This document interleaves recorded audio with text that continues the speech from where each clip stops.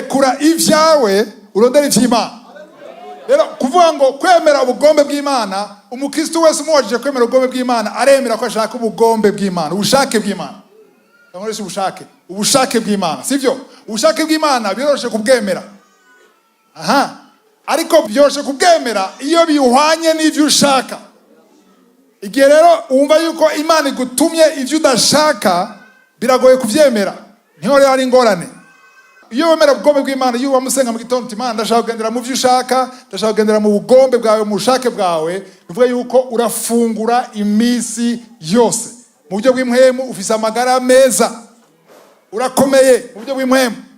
Ariko umuntu agwanya ubugombe bw'Imana, ubushake bw'Imana, yifuza ivyo gusa.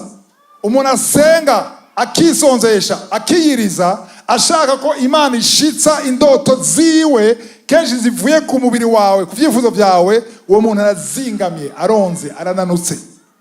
Haleluya. Nubwo bakubwira ngo umukozi w'Imana, ngo uvuga neza, ngo urimba neza, ngo urazi kuvuga ubutumwa, ngo uragira iki, jewe byonye ni vyiza, ariko ndondera wenyene avuga iki, mwijuru avuga iki. Abantu bose bashaka kukwemera, mugabo batakwemera. Bimaze iki ko abantu bose bokwemera?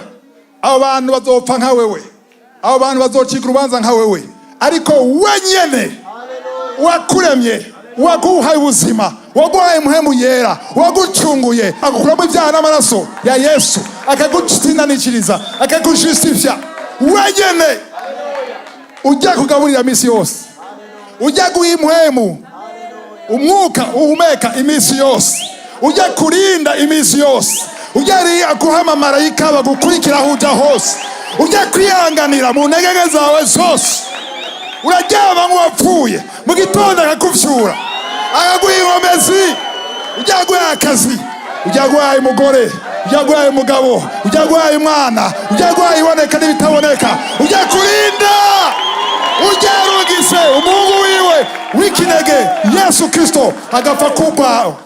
Ujya rero niwe nkeneye inahe yiwe. Munyumve neza, inahe y'abantu sindayanga, ariko izo bwa kabiri. Haleluya. Nkeneye ubwa mbere intahe yo mu ijuru. Ndakunda kubwira abantu hariho stati yo mu ijuru. Haleluya. Hariho stati yo mu ijuru, baguma baraho kujya wamugenda, abantu baguma ku mastati, baguma kuraraba. Cyanavuze ntibarafise umwanya kwera, ubwo muri kuraraba akantu kose, ariko hariho stati yo mu ijuru. Hari amarayika aguma kuraraba, yashize kwiki, yakoze iki, ariko arasenga, yemeye gupfa kubwiwe, yemeye guheba ivyiwe, yemeye kurondera ubugombe bw'Imana. Ivyiwe yashe ku ruhande, ariko yarondera ubwami bw'Imana kuruta vyose. Yavuye mu vyaha, yavuye mu busambanyi, yavyanse, biracyamugora, umubiri ukuramugora, ariko yavyanse. Ivya kera bikamukwega, ariko yaboroga asaba Imana n'abana. Aho niyo rero Imana data arungika umumarayika akavuga ati uno ya lui-même. Haleluya. Ndakunda Matayo 3:17 aho Imana data yonyene imucingira intahe.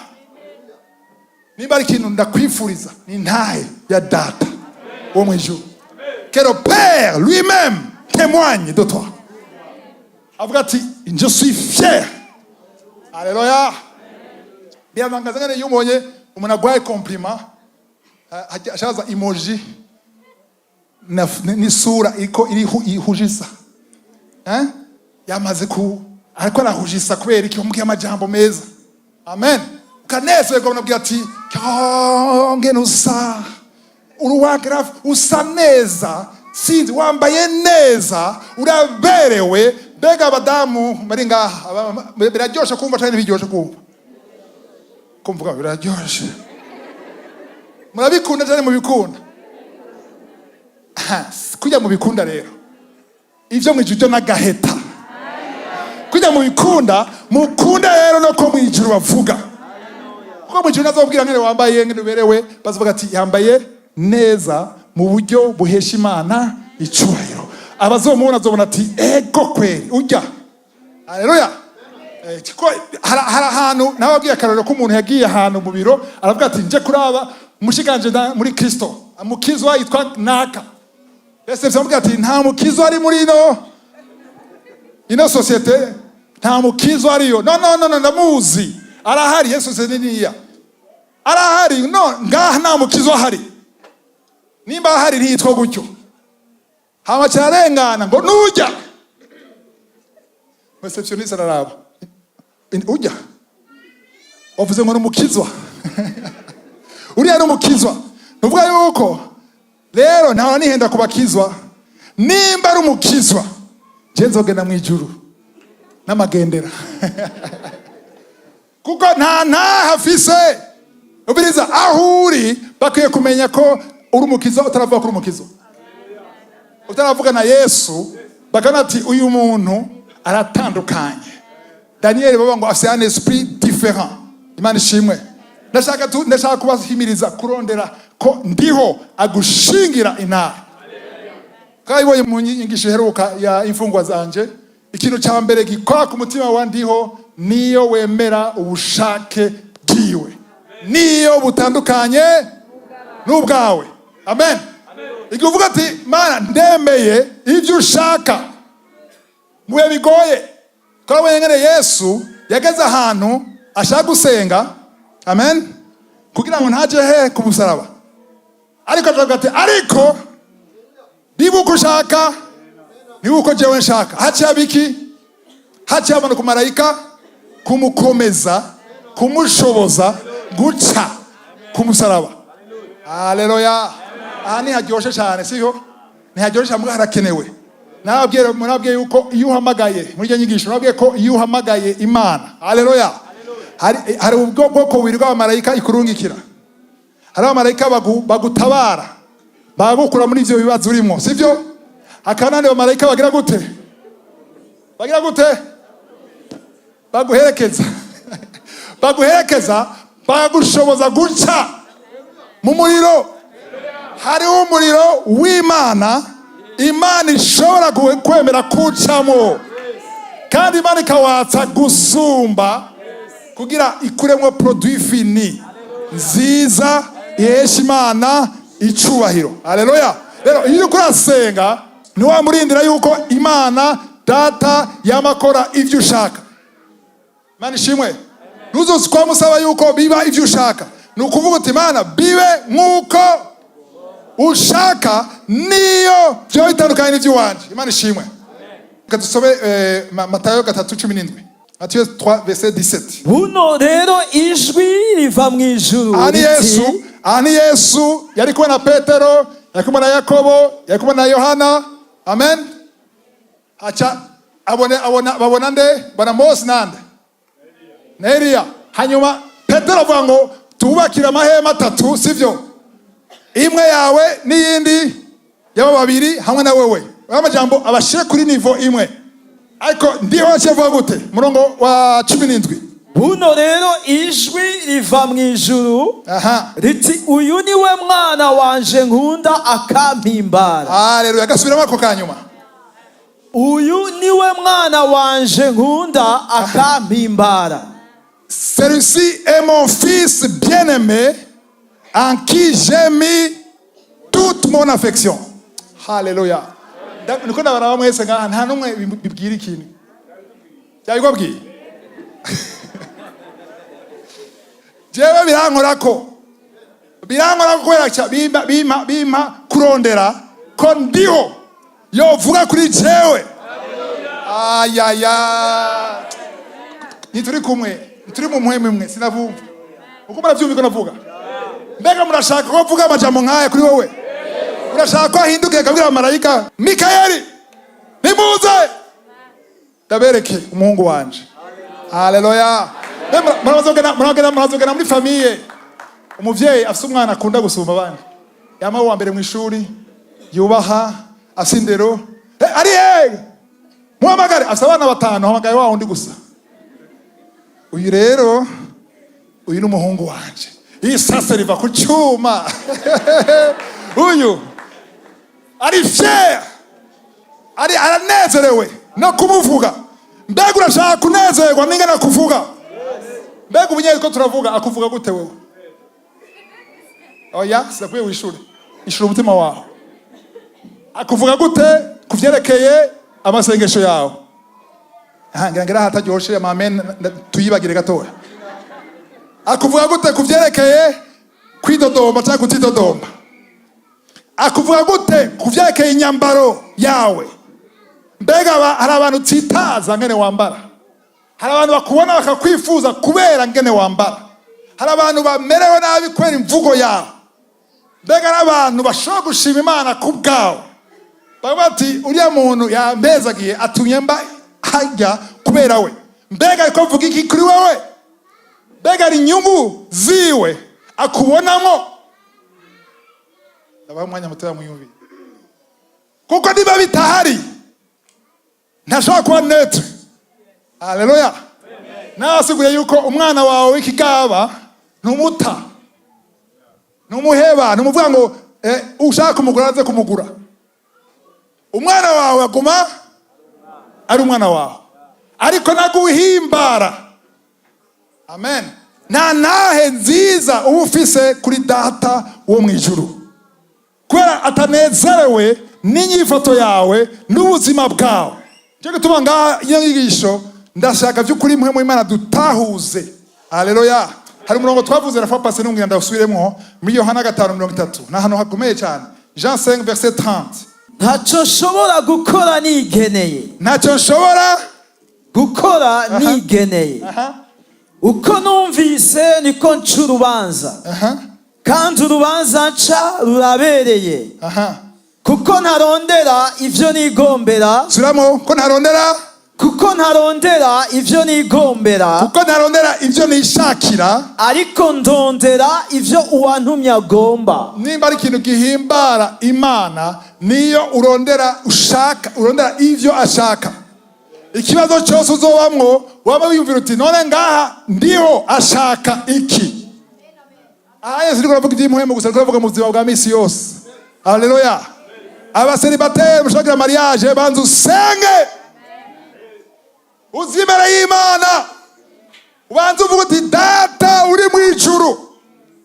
Ijambo ryavuga ngo ufite ivyumviro vyiza byo kuma kazoza, atari ivyago, sivyo?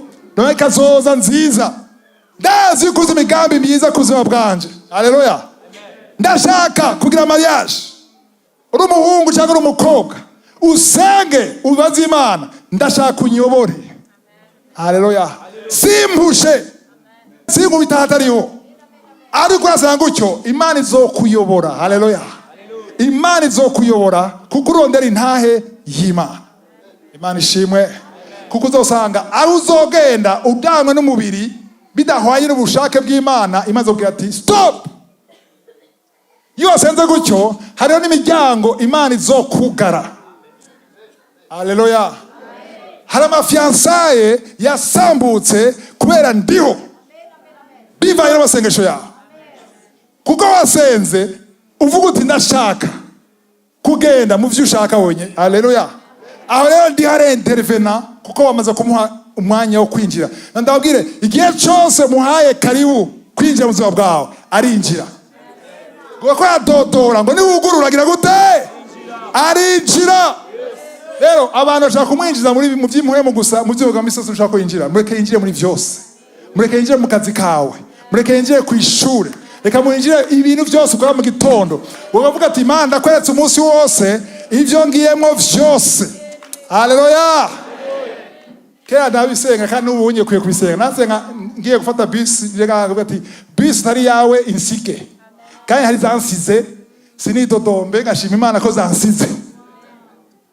Sivyo? Hariho ibidakunda nizo uzogabanya imyidodombo kuko wamaze kushuza bwawe bwose mu kiganza cyandiho. Haleluya. Hari amasengesho atarimo kurondera intahe y'Imana, sivyo? Amasengesho kuvuga ati Imana ndashaka kajya kazi ntegeze ukaronka mwizina, abapfumu ndabirukanye, amadayimoni ndayirukanye, ndapfuye ndacakiye, gatangira ama promesse y'Imana.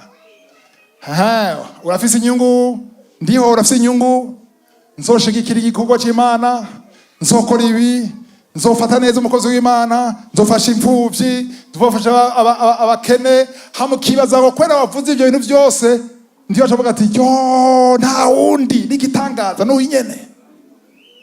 Ariko ndashaka twumve yuko umugambi w'Imana kuzo bwawe warangiye utaravuka.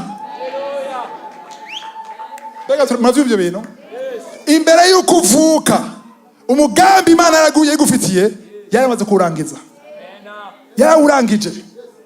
Uno munsi ko turavuga ibibazo umaze gucamwo urabizi, sivyo? Ariko ari ibibazo utazi.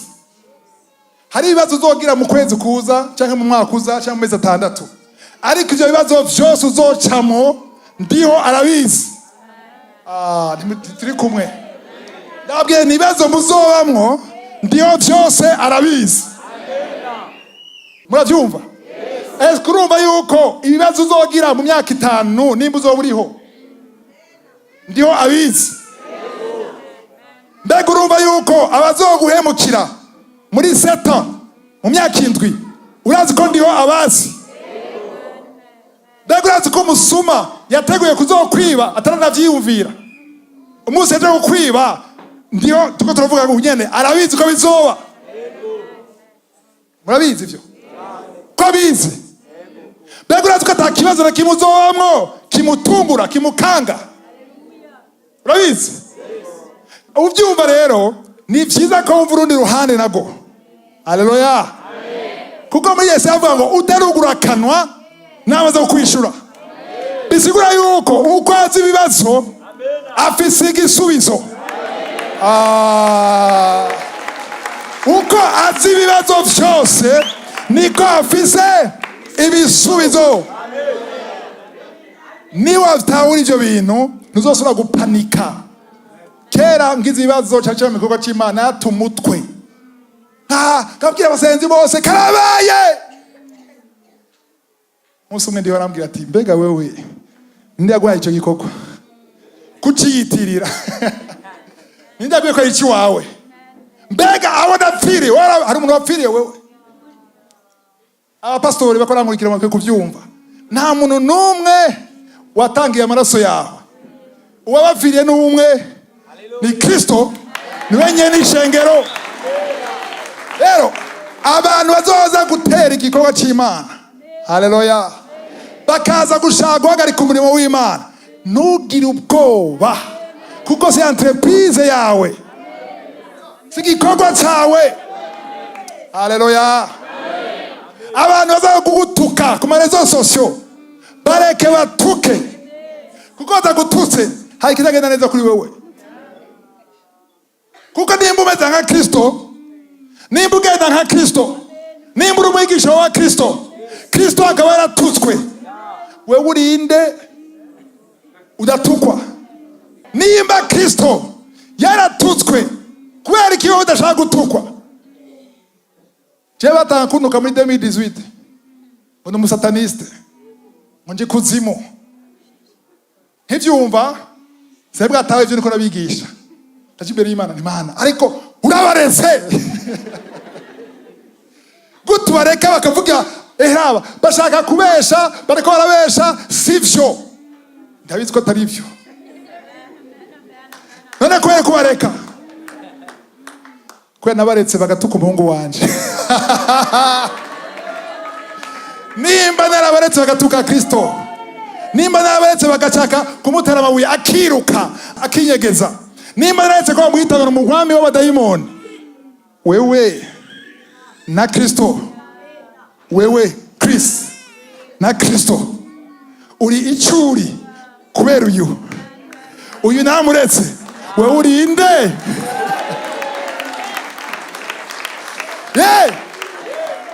Dakweli nuko ati ushima ndabareka bazogutuka, bazovuga, hari ama video umunsi umwe nabatera inkuru. Umunsi umwe nari muri salon numva abana banje bakoma induru babiri, umwe yasimya 13 undi 9 bakoma induru. Nibiki wabonye bya bintu? Sanga mfise amahembe n'amaso yaruje ameze gutya. Ibyo ni ntibareka n'abakozi ba Satani. None baguhora iki? Ntuzosubire kujya kuraba ivyo bintu kuko bajya n'abakozi ba none we nunzi none jewe amahembe urambonana. Imana yambwiye ati bareke bavuge bazogutuka basubire bagutuke kandi ko azogutuka niko uzoduga cyane.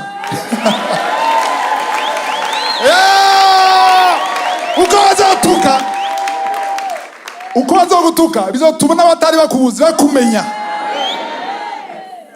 Bamaze imyaka 7 kandi iyo myaka 7 abantu baguma bakizwa babohoka bava mu byaha, abagwayi bakira, ingumba zivyara bakomeza, ndio akomeza kora.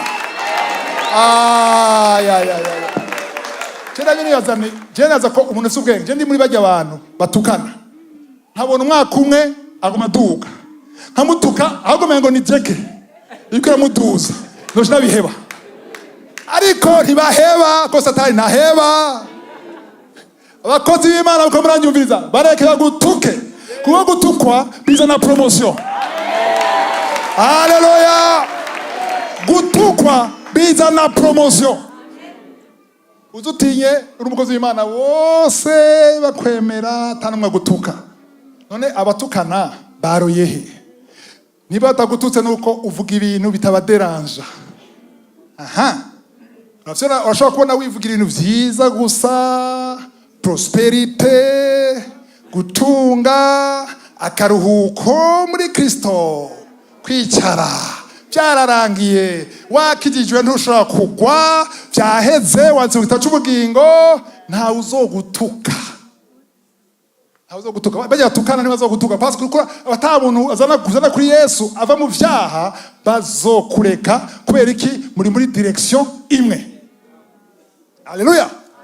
Rero ikubwira abajene cyane abajene bari ngaha murase mihamagaro Imana yakutuza ukana bazova mu sataniste uzi kutariwe nta kibazo ariko ugire ikibazo nimburiwe. Haleluya. Rero ikici ntahe je ne cherche pas ma volonté murongo gatatu sindondera ubugombe bwanje ariko ndondera ubugombe bw'uwandungitse. Imana ishimwe. Galatiya cya mbere murongo 10 abantu akunda kunezereza abandi. Mbega ubu nishimwe ry'abantu ngomba canye n'iry'Imana canye se ndondera kunezereza abantu.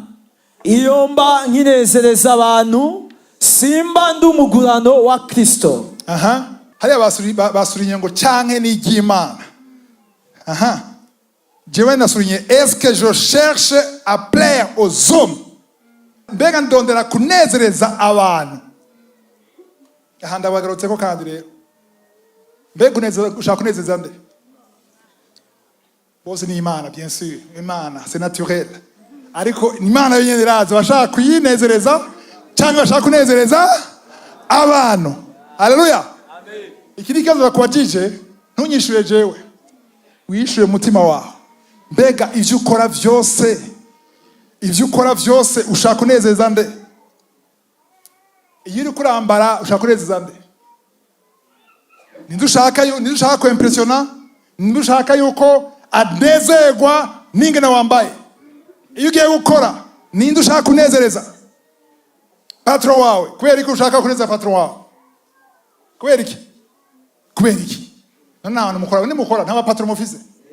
None ushaka kunezereza patron wawe ushaka iki? Promotion. Ariko nturatahura gutanga promotion. Nicyo gituma ushaka kunezereza patron wawe. Umunsi utahuye ko patron wawe atari watanga promotion. Umunsi utahuye ko kajya kazi ufise atari patron wawe nubwo ariwe yasinye siwe yaguhaye akazi. Amen. Simvuze ngo muzomushimire. Muzomushimire. Mubigaragara muzomushimire, sivyo? Mubigaragara muzomushimire. Ariko mu vyimhemu mwatawe ivyabaye mumushimire. Ariko mugeze muhira mufukame. Ushime patron wiwe. Kuko ndatanga promotion. ahantu hose ugeze n'Imana yakugejeje, sivyo? Rero ngaha hararyoshe ngo mbega nezereza abantu. Est-ce que je cherche à plaire aux hommes? Amen. Pawulo avuga ngo nimba nezeza abantu komeza wahejeje. Iyo mba nkinezereza abantu, mbega ubu nishimwe ry'abantu ngomba canye n'iry'Imana. Canye se ndondera kunezereza abantu. Iyo mba nkinezereza abantu simba ndumugurano wa Kristo. Kweke Pawulo avuga ngo si je plaisais encore. Niyo mba nkinezereza abantu, kweke avuga ngo nkinezereza. Kubera iki? Kubera yahora. Abantu mubanezeza rero bije muri kahise kuva no musi. Abantu mushaka kunezeza abantu kuva no musi uzavuga muri kahise nka Pawulo. Kera ntamva inyigisho nashaka kunezeza abantu, ariko ubu sinkinezeza abantu. Kubera iki? Ukinezeza abantu nurushaka kwitwa umugurano wa Kristo. Aha mu Gifaransa avuga ngo je ne serai pas serviteur. Abakozi b'Imana mushaka kunezeza abantu, si jewe ndabivuze, ntibinkwegere. Tubisomye muri Galatiya igice cya mbere umurongo wa kangahe? Umuntu anezeza abantu si umuserviteur. Amen. Na mariage nuko nyene uyumvira intayo mu ijuru. Mana ndashaka kuja mu mariage wowe ushigikiye. Utabishigikiye ntavyo njamo, utarimo sinjamo. Kuko nibagira ikibazo uzokwiruka kwande. Abantu Imana babwiye ati ntugende, akiyanteta akagenda. Hamaze gusha uja he? Kuri Imana nyene wanka kumviriza. Amen. Ariko ikintu gikomeye ibwirizwa rya mbere riruta mu mabwirizwa yose. Matayo 22 murongo wa 37. Matthieu 22 verset 37. Aramwishura ati mukundishe Uhoraho Imana yanyu imitima yanyu yose n'ubugingo bwanyu bwose n'ubwenge bwanyu bwose. Umurongo maze kusoma? Murumva uremere bwa majambo. Ninde tuvugishije ukuri akuniye Uhoraho Imana n'umutima wiwe wose n'ubugingo bwiwe bwose n'ubwenge bwiwe bwose. Ninde ngaha tuvugisha ukuri? Nta numwe tuvugisha wewe. Ego kuko ukora mu ijuru. Umva ukunda Imana n'ubwenge bwawe bwose. Ukunda Imana n'umutima wawe wose.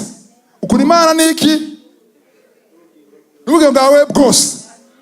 Donc bisigura yuko nta munsi n'umwe widodoga. Twirizo ukoko. Nta munsi n'umwe uzazanirwa.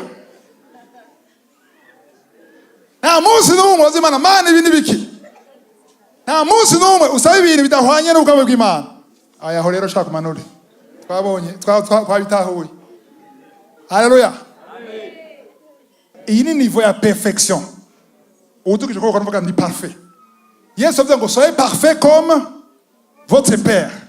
Paul akavuga ngo nous tendons vers la perfection.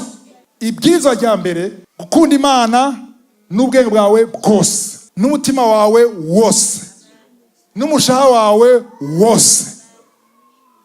Gukunda ashaka nababwire gukunda sama emotion Imana ikuravuga. Kuko abantu bazi ngo gukunda Imana n'ukubabara n'ukurira n'iruwanje ukarira amarira menshi. Nabonye bagenda bakarira bagafukama bakarira agacara arara mu busambanyi yakorarira. Kwereki ama emotion ibigumbagumba canke amarangamutima si ibi byo kuvuga muri umurongo. Bariko bavuga gukunda. Yesu avuga ngo nta rukundo nta muntu gukunda umugenzi wawe, nta rukundo gukunda umugenzi wawe rusumba gupfa kubwiwe. Sivyo? Donc gukunda Imana n'umutima wawe wose n'ubwenge bwose bivuga yuko ibindi vyose biri hasi. Ushize imbere inyungu ziwe gusa, ushaka kumunezeza gusa, nta munsi n'umwe uyu umwe uzokwidoga. Nta munsi n'umwe uzobaza Imana ukayisiguza. Amen. Hari umuntu umwe yigeze gukunda Imana kiraza ko umurongo yashoboye kushikira canke yari hafi yaho yitwa Mose. Mose yakunda Imana, agakunda inyungu z'Imana, akunda ubwoko bw'Imana. Aravuga Imana ukabica aba bantu. Abyumva? Ni wabica Imana avuga ngo nabarandure bose ndabica. Ni wabica. Nuva yuko bazoshavuga ati wabatwaye muri Egiputa kubica.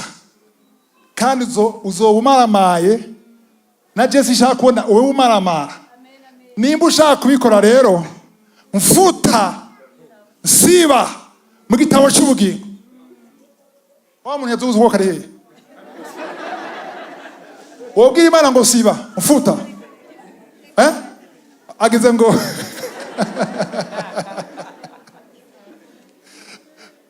Rumba abashize imbere inyungu z'Imana kuvuga ati no mfuma mpfa no mfuma ndimbuka hakubona wewe uhoraho umaramara.